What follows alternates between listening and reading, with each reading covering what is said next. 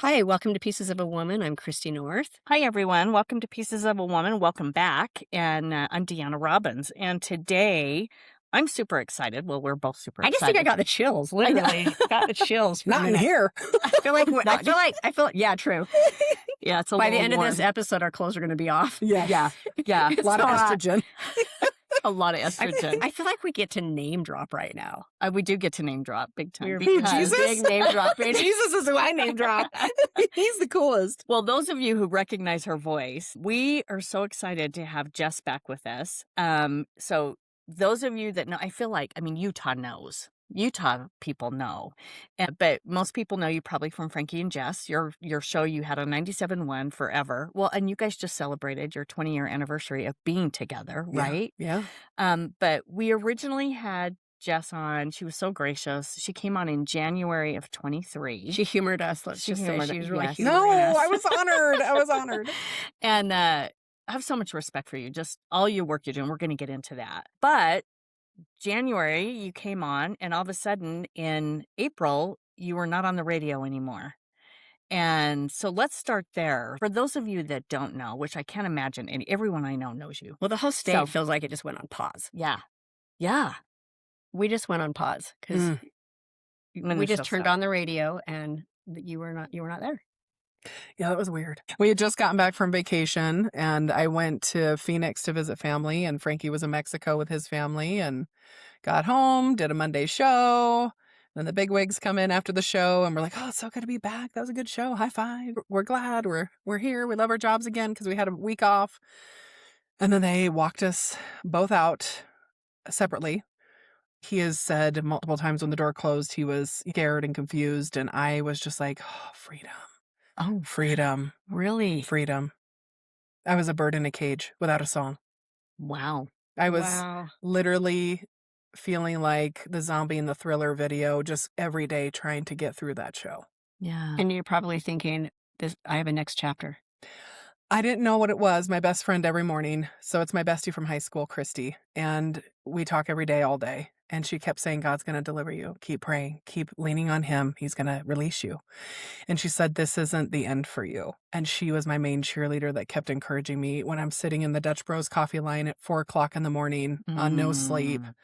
And literally just one of the listeners said, "You would always leave it out all on the field." And I'm like, "Because of you, Yeah. because of our listeners and our advertisers and what we'd built." Well, I yeah. just kept doing what they needed and what they wanted. Yeah. Well, it was genuine. You could feel it. We've all grown up on radio, and you could just feel the connection to the community and just all the work you did. And I never went to any of that. Like, I know you guys did the diving for the wedding ring, which I loved hearing about. That's fun. And just all the different things. But you guys were so just relatable Thank you. is the best thing. And I think that's why people followed you, because you were real and fun. And then all of a sudden it got less and less of you guys talking, and the same old damn songs kept playing.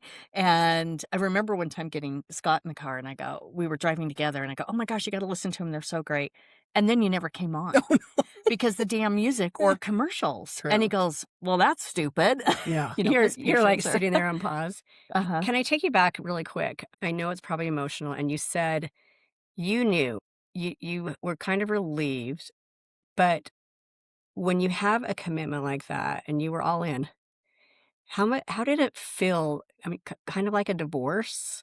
Do you feel like you grieved it for a period, or were you able to really move forward in that space of freedom? It was, I would say, 75% freedom, 25% unknown fear. I'm all in on everything I do. I can't half-ass anything. And it is genuine. So thank you for acknowledging that, Yeah. because it's who we are, right? Yeah.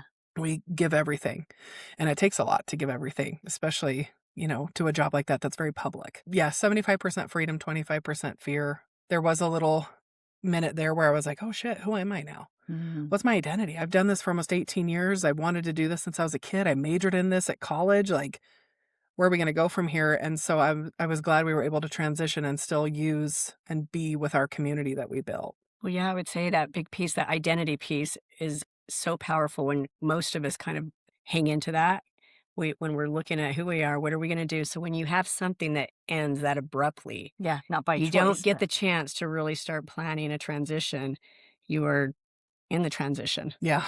It's sink or swim. Mhm. And it's like, if I didn't have such a rockin' faith in Jesus and knowing he's got me, he's always going to catch me, I have nothing to fear. Yeah. So my human side was the 25% fear. The 75% side is, I got you, girl. Like, I've never left you. And so that was comforting. And plus our family and our friends and, like I said, our advertisers, our listener family, like, there had to be a change. And we were never going to leave because we're so loyal. So they had to get rid of us for us to flourish. And everyone really rallied around you both. Oh, yeah. Oh, I forever grateful. We're both so damn grateful for our people showing up for us in a dark time. Yeah. Well, and you look back and you think maybe today you have a different lens Yeah. as you're looking back at that experience and what that's the shock of it, and you're able to say what you just said. It needed to happen. Mm-hmm. It had to happen because we were shells of ourselves, and it was meetings weekly on, you're not doing enough, you're doing too much. They kept moving the carrot.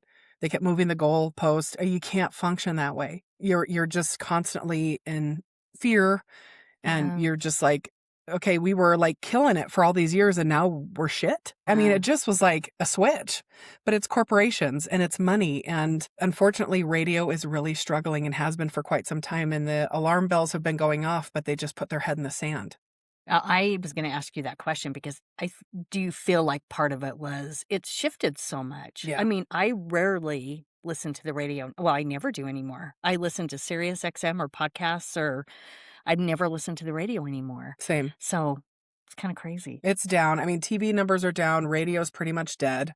And I hate saying that because it's the industry that I grew up loving and I still love it, but it's not the same. Everyone's on social media or they're listening to podcasts. And it's Yeah. just the way the world has gone. And radio had a chance to pivot, but they were very arrogant. Yeah. And when you're not making money, you got to cut somewhere. And Yeah. we'd been there a long time. And when you're somewhere a long time, you're making decent money. Yeah. So you got to chop the top of the tree off and you got to regrow. Yeah. And unfortunately, it killed the tree because the radio station's dead. They couldn't Yeah. adapt. They didn't make the change. And we talk about that a lot with companies where they kind of get their head stuck in the sand. And they find themselves clearly behind. And then the catch-up game is a lot more challenging. True. Yeah. But it brings us to where you're at today. Tell us about that journey. And I know so many of your listeners have known it, they hear it, they've seen it, they felt it. But I want to really dive into what that felt like to go into that transition and that journey that you had to wait a year, didn't you? It was, my severance was 3 months. Frankie was 6 months. So I had to wait. And that was hard to go 3 months without a paycheck. I mean, that was really hard for my family. We had just purchased a new home, our dream home, very big mortgage. And so it was very terrifying. So yes, we ended up waiting. We looked at the calendar. We're like, okay, we're looking at all the holidays. We're like, shit, people are all about Thanksgiving and all about Christmas. And so we're like, let's just wait till the beginning of the next year. Yeah. New year, new show. We're back better than ever. And so we took a chance on us, and thank God we did.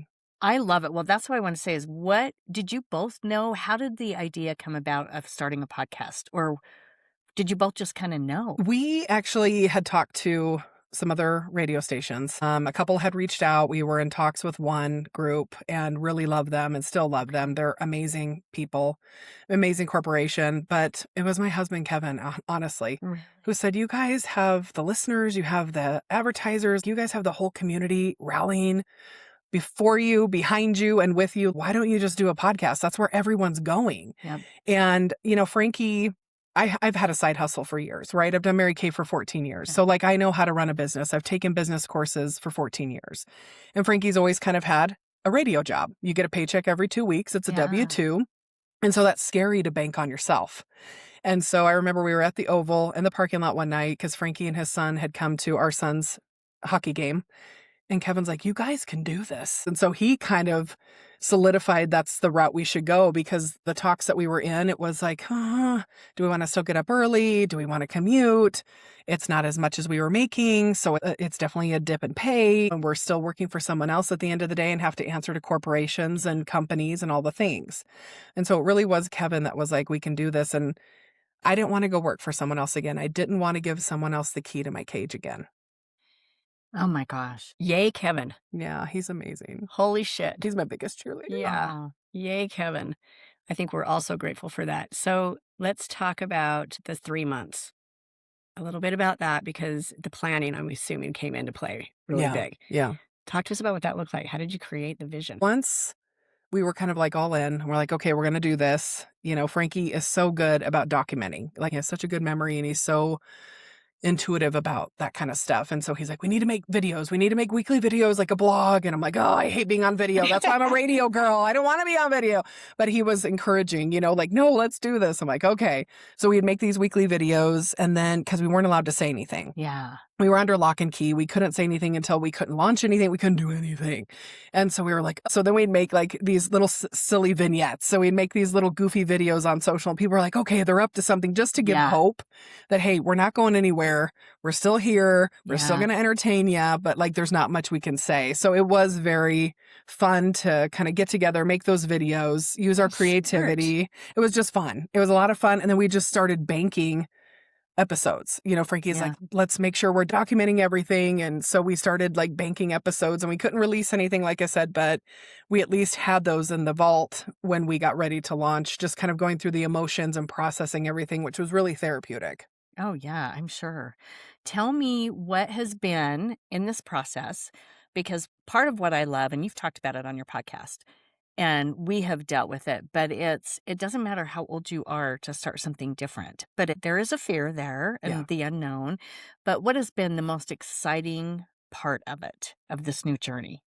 Probably the freedom and flexibility, not being chained to a building 5 days a week. Yeah. Not having expectations of having to do events, live events on Saturdays. I mean, we essentially were working 6 days a week and having just the freedom to say no. You got your life. Literally. Your life back. Yeah. Yeah. Got our life back. And I feel like all those business courses I took from Mary Kay, it really propelled me into what I'm doing now, because Frankie kind of handles all the audio side of the show. He loves to do the promos. He loves that artistic thing. So he does the promos and he does all the audio parts. And then I just kind of run the business. So with our guy that does our accounting and with our girl that does our merchandise and our website and our other gal that does our sales, and I help her with sales calls and acquiring new businesses and helping the businesses we have. Like, it's really fun that we are able to kind of both play to our strengths. Who's identifying your guests? I book about 95% of the interviews. I love to book. I grew up before I came to Salt Lake, I worked for a radio network and I would book guests and callers. And so that was like my background. Oh my gosh. So it all comes full circle. It's never not You were used. wired to be here. Yeah. You were meant to be here. It is. It's neat. And so Frankie books interviews as well, but I'm usually like, okay, this person's coming on Monday. This person, like, and it's people that we've had on the show, our previous life. It's people we do life with. It's people we've wanted to get to know better.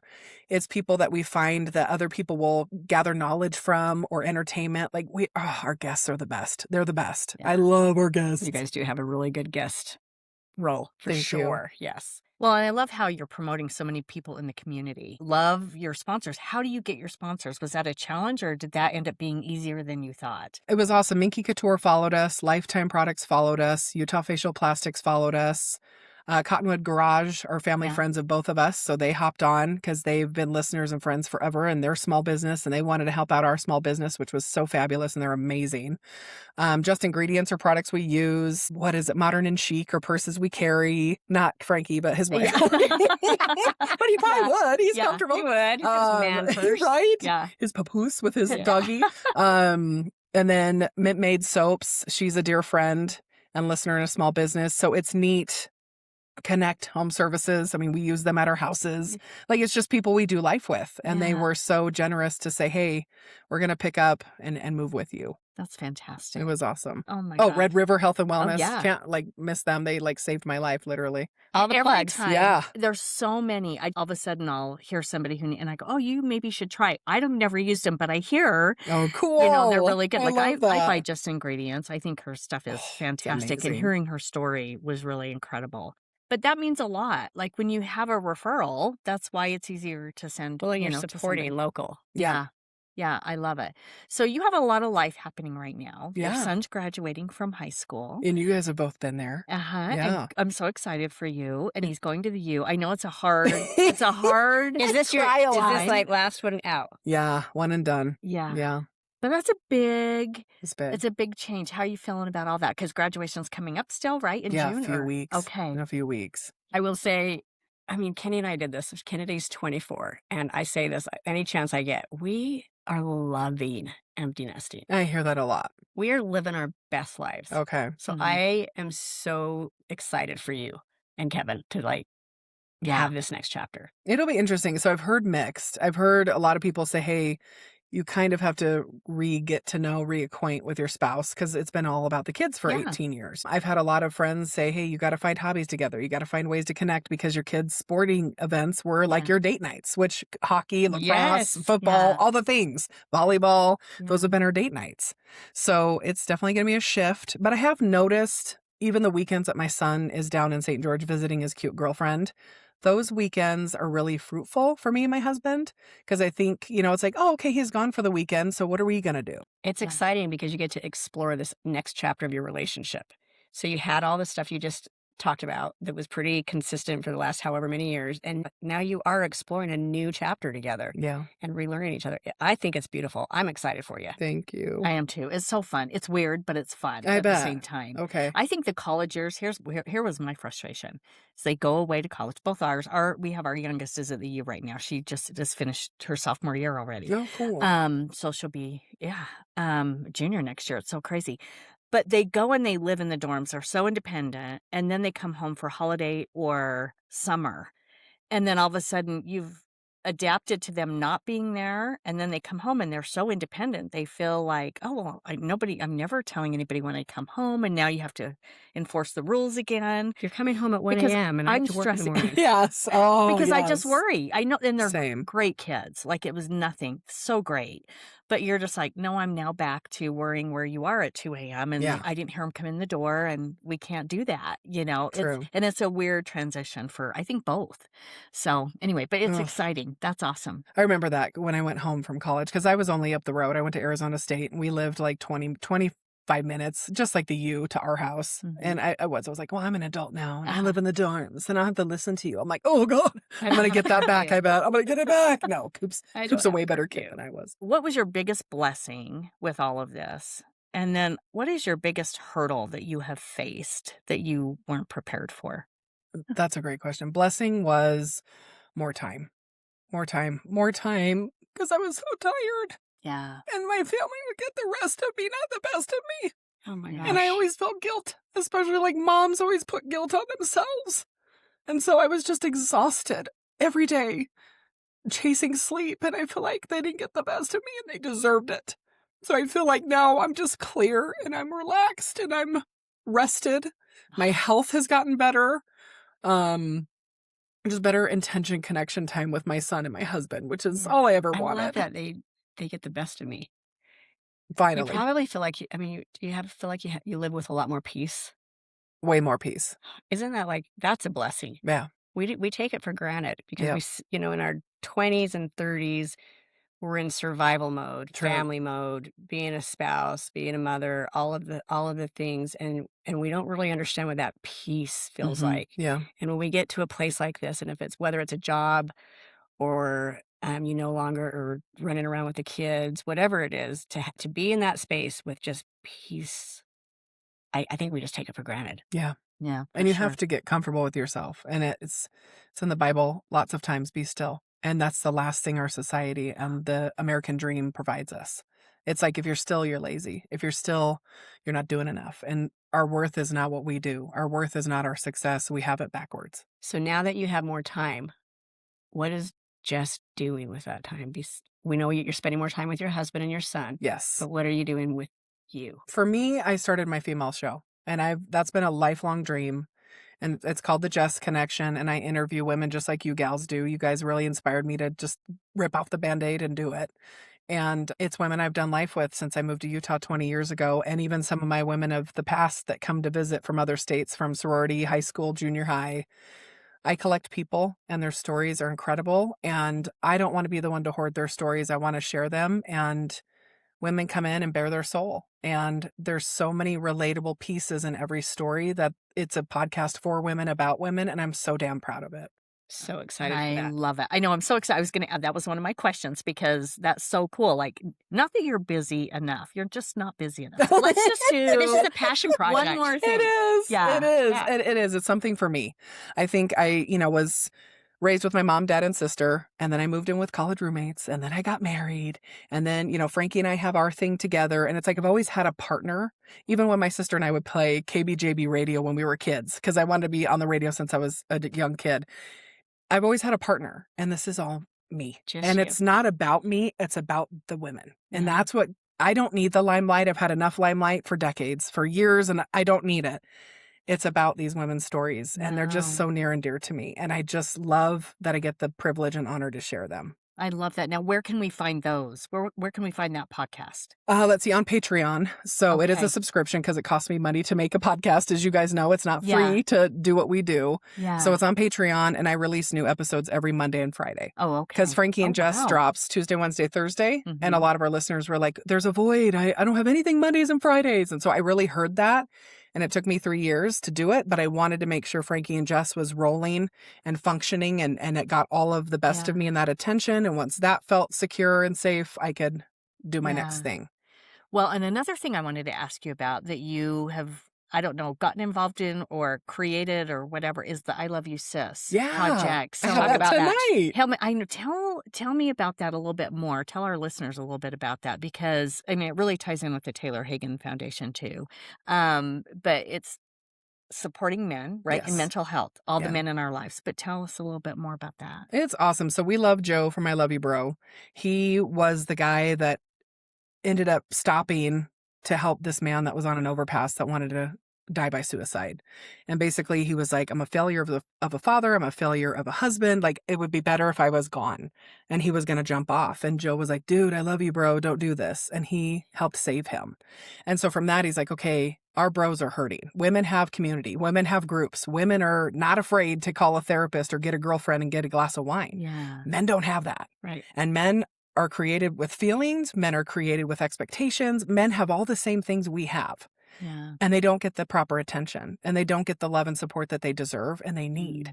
And loving Joe, knowing Joe, I love supporting anything he does because he's all in on it. And these groups are getting bigger and more locations and more evenings and on holidays when guys really need the Yes. community.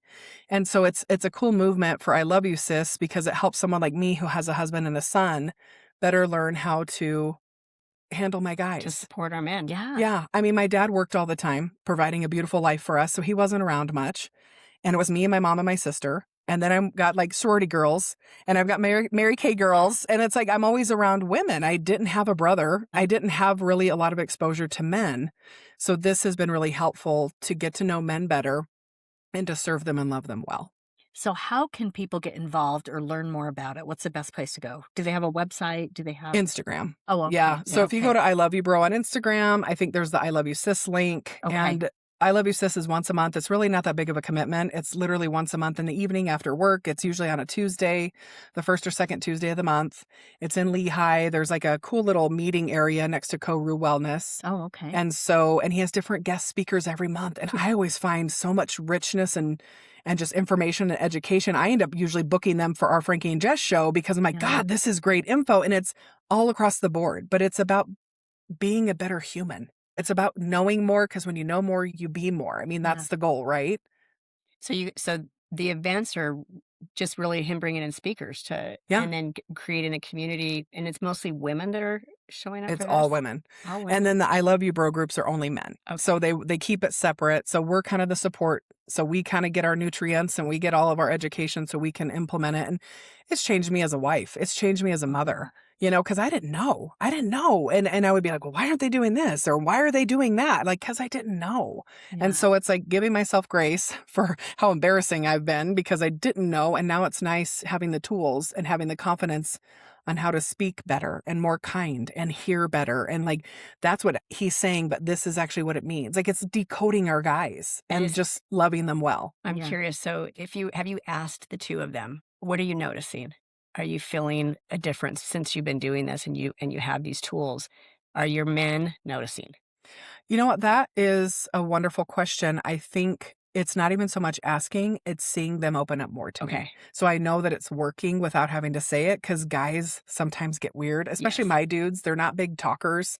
Coop is, but Kevin's more reserved. Yeah. And so I'm seeing them open up more about things that ordinarily they would probably hide Yeah. or not want to share. I just think that's an incredible opportunity too, because there's so much noise around mental health. Yeah. And I think that is so targeted specifically of how are we showing up as women. I have a son, and so I think that's incredible. You look at your spouse, and I think about it, it makes me think about the time after we lost Taylor and the difference between how I was handling it versus how he was handling it. And I thought he wasn't grieving Mm, because they're he different. wasn't sitting in a room staring at a wall. Yeah. He needed to have an outlet, and I think it really kind of translates to how they how they navigate most situations when it comes to their emotions. They shut down. They shut down, Yeah. they disconnect, or they distract Mm-hmm. Yeah. with something. Yeah. And if we can identify that, then it gives us the opportunity to maybe be able to get a little more intentional with how we communicate with them. I don't want to be judgmental. I don't want to be naggy. I want to be a safe place. Because if they can't come to me, where are they going? To things that aren't good for them. Yeah. And that's not what we want. It kind of brings up, I love sharing this piece when I'm talking to parents that are um, struggling with how to communicate with their kids, and I really like to emphasize the importance of being a safe place. And and you think about the first responder. I don't know if you've heard me talk about this before, but as a parent, when you think about a first responder, you get in a car accident and the police officer shows up at the wreck and he walks up to your car on your side of the window. And what he says to you, the first thing he says is, "Are you okay?" Mm-hmm. He doesn't say, "Look at all this damage you've caused. You just took this person off the road. Now you've got 4 cars that have hit each other." Yeah. He asks, "Are you okay?" And so I look at that with the kids, and when they're doing something that maybe they're participating in alcohol, they're exploring with drugs, I think the first question needs to be, "What's going on? Yeah. Are you okay?" And if we can respond in a way that is not reactive, and my initial response pre-Taylor passing was to freak out because I thought it meant he was going to go to prison or something was, something drastic was going to happen. And if I look back and go, if I would have just been calm, then he would have felt safe to come and talk to me. Okay, but you're normal, babe. And Yes. that's how every Yes. parent dealt with it until like more Right. recent. I But- mean, people still deal with it that way. And Yeah. but I've learned so much, and I am a better listener today, and I don't react because I know the big things, and big things are, I've experienced what the big things are. This is not a big thing, so Yeah. I can handle this. And so my point is, if they know that we can handle the small stuff, then they're going to come to us with the big stuff. True. And I think it's the same with our husbands. Yeah, I agree. And my husband, I've always been kind of the breadwinner. And so me losing my job was terrifying for him because the money is not the same. And it's still a struggle. But somehow the mortgage always gets paid. Yeah. The bills always get paid. So that's the biggest, I would say, setback or downfall that you were asking earlier is the money's not the same. But Yeah. I know it'll come. Yeah. And we're on our way there. And money's not everything. And I think that was also a big life lesson is money and titles aren't everything.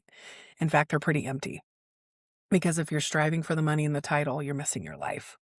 And my husband, when I lost my job, it was really hard on him because he worked, but he was more of the hands-on dad because I was always working. And he's like, "Oh, crap. Okay, now Yeah. it's my turn to step up. And I don't feel like I'm equipped for that." And that was really hard for him. That was really hard for him. But he's always been so loving and supportive. And, he went through some hard emotional and mental times. And it's been a couple of years now that we've been kind of taking care of him. And he's been figuring out who he is and his strengths and his gifts, even though he can't see them sometimes. I have to remind him. But I love you, bro, and I love you, sis, has really helped with that. That's so Ah. amazing. That's fantastic. What is in the future for you? Is there anything new and exciting coming up that you're excited about outside of graduating and stuff? But what else is going on? Let's see. My 30th high school reunion. So that's coming up. That's Love crazy. it. I'm trying to think what else. Probably a couple trips home. It's been a minute. It's been about a little over a year since I've been home to Phoenix.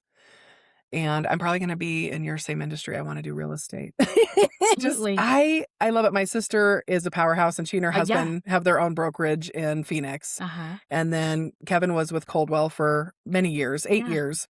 And now he does property management. So he still has his license, but he's more on the property side. And I loved going with him to show houses and I'm just very real and authentic. And I mean, and he's the same way. I think that's why he was so successful, even though he couldn't see it at the time. Yeah. He's like, nope. Like, I mean, he wouldn't even let him see the rest of the thing because your house is your safe place. Yes. And Yeah. we're not here to like sell you a house. This is your home. This is where you come home to after a long day. This is where you cry. This is where you grieve. This is where you make memories. Yeah. A home is your safe space. Yeah. And so I go on different showings with him, and he's like, every time you come, people buy because they trust you and they love you and they know that you want the best for them because that's who you are. You're going to crush it. So anyway, I want to be like the big girls like you. I can't wait to watch this journey. That is awesome. Thank so, you. Yeah. Let's add another job. You know, why not?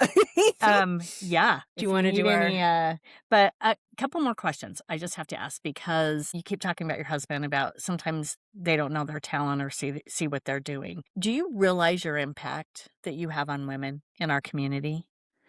I don't know if you realize the impact. I mean, I see it and I hear it. Like, people are so excited, but you're such a positive, inspiring impact. Embracing everybody, Yes. collecting people. But you're so genuine, you're so real. It's hard to find that, just you can feel it. So I hope you know that. And by the way, I finally got to meet Frankie for the first time. Oh, yay. About a month ago Oh, at a yay. hockey game. Oh, I'm that's like, right. I know, I'm like, Scott goes, there's Frankie. And I go, I've got to go say hi. And I hated to bug him because You're I'm not just bugging him. like, He loves it. but He's they're so so great gracious. because it's so funny. Every time we go through, I lost my mom in September and then she had lost her mom, and just, there were all these things. I'm just like, oh my gosh, I feel like I could. So many times you'll say something on your podcast and I'm like, oh, I want to tell him an answer because, Text me. You have my number. I know. I need to. Oops. You're not I need to do bugging. that. It's fun. I want to tag off what you just said. If you are not aware, and you are so humble, by the way, so I know that's a big piece of it, I hope you fucking celebrate you, Jess. I hope if you haven't, sometime in the near future, you sit down and whether you write it down or you share it vocally to yourself, whatever it looks like, you fucking celebrate yourself because you are a powerhouse. Thank you. Yeah. Women. She is. They're my people, though. I just feel grateful. I really do. I'm like, I feel like the luckiest person in the world, Like, I get to live my dream. And I think that's all what we want, but I feel like people give up so quickly. And I was never going to give up on my dream, I just wasn't willing to sacrifice it. Yeah. But women make the world go round. Women are powerful, and, we love Adam, but that's why God gave him Eve. Yes. We needed Eve. But we don't often take the time to really look at it and go, wow, look what I've done. Look what I've created. Look at the people I'm touching, the lives that I'm touching. And I think that is important for us to do, because we can just be on this drive, but we don't stop to really celebrate ourselves and smell the roses and all the things. You're right. No, I appreciate that. My 96-year-old grandfather, who still drives and lives alone, by the way, he's the shit. But he would say that. He's like, don't forget to stop and smell the roses, know? And I was just like, I got it, Grandpa. I'm building. I'm in my building mode. I'm building my empire. And now I get it. And I feel like God has brought me to a place where I can do the things I love, but also be still. Good. And also get to know Jess and what Jess wants, and learn boundaries and learn the word no, and listen to my gut and my soul, and not push through it and be disappointed that I was denying myself. And I think that comes in your 40s, and then it grows. It does. As you mature and get wise. You're going to fucking love your 50s. No, that's what I've heard. They are the best. I can't wait. 40s are great. 50s are even better. I can't wait. Yeah. Because I feel like 20s and 30s were fun. 40s have been a lot of life lessons. I've grown a lot. It's been brutal. It's been painful. Needed it. I'm grateful for it. Yeah. But I've heard 50s are fabulous. And I'm just fucking ready. Amazing. I'm ready. 2 more years. I love it. No, embrace the last. Yeah, embrace it. But thank you so much for really spending the time. I know how busy you are, for spending the time with us. It means the world to me and Christy. And all of our clothes are still on, by the way. And I know we're sweating. My to death. panties are wet. But I'm soaked. I'm like, and not for the reasons she would want them to be. Not for the good reasons, because I love that. Hey, if you want to find Jess, you can go to Frankie and Jess Podcast. Frankie and Jess is on Apple and Spotify, and then on Instagram it's listen to Frankie and Jess, or listen to frankieandjess.com, and then the Jess Connection is on Patreon, and both shows are great. They complement each other well, and just so grateful. You guys were like my first podcast. And so when you asked me all those years ago, and then you asked me to come back, I was like, no way. Like, this is really cool. We're so honored. Yeah. No, I am. Thank you for having me. We love you. I love you.